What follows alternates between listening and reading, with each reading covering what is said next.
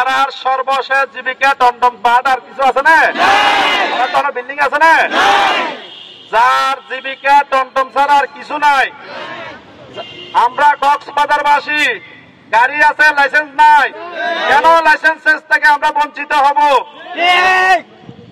আমরা এখনো প্রথম যেদিন শুরু করছিলাম সেদিন প্রশাসনিক দেখছে যে শ্রমিক যদি একবার লড়ে তাহলে কি হয়।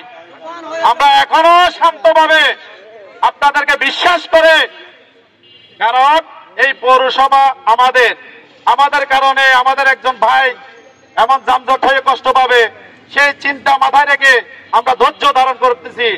তার বিনিময়ে এই না যে আমরা লুকোচুরি করে পালিয়ে আছি, এমনকি শান্তিভাবে আপনাদেরকে ভয় পাচ্ছি, এই স্বপ্ন দেখে কোনো লাভ হবে না। লুকোচুরি খেলা যারা খেলতেছেন এই খেলা দিয়ে আপনারা সফলতা হবেন না। এরা যদি কক্সবাজার পৌরসভার প্রকৃত নাগরিক হয়ে থাকে, এমন এই শিল্প টমটমের যদি চালক এমন মালিক হয়ে থাকে, তাদের লাইসেন্স, তাদের হক যত দ্রুত দিবেন, কক্সবাজারের সমস্যা তত দ্রুত সমাধান হবে। অনেকদিন ধরে 4-5 মাস ধরে আমরা আন্দোলন করতে লাগতাম। ওনার প্রতি আয় অনেক মিটিংত মাঝে আয় নিজেও আইছিলাম। আয় শুধু একখান হতা হইতে চাই, ইয়ার হইলে আন্দোলন করিবার অধিকার যার যার নাগরিক অধিকার। অবশ্যই যুক্তিকতা আছে বিদায় আজিয়া ওনারা আন্দোলন একতাবদ্ধ ভাবে আছে।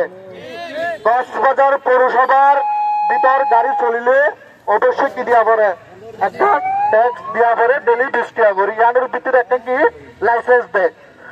বিগত সরকার 2017 বছর ধরে যে সরকার আসছি ইবললে ডাইনি কোনি হাসিনা সরকার আসছিল, দীর্ঘদিন একজনের ওর মৃত্যু করে কি রাখি দিল, লাইসেন্স গিল রাখি দিল।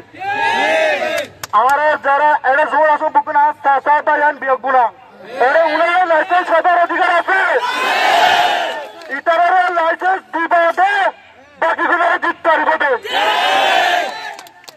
আজ কক্সবাজার পৌরসভার ম্যাডাম আরা হতাবি ম্যাডাম আরা আস্তে আস্তে দেখছে আগামী কিছুদিনের ভিতরে 3-4-5 তারিখের ভিতরে আর একটা কি সঠিক সিদ্ধান্ত দিব। যে লাইসেন্স নবায়ন হয়ে প্রায় 150 মতো লাইসেন্স নবায়ন হয়ে প্রায় আরো 3000 লাইসেন্স করতে যাতে 150 জায়গায় আরো অধীন থাকে 700 থাকে।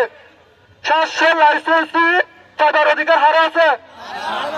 আর যারা আর বাইরে কোনো পাইবার অধিকার আছে, পাইবে আরো পাইবে আর গুলো পাইবে, তাহলে আর বাইরে প্রায় 12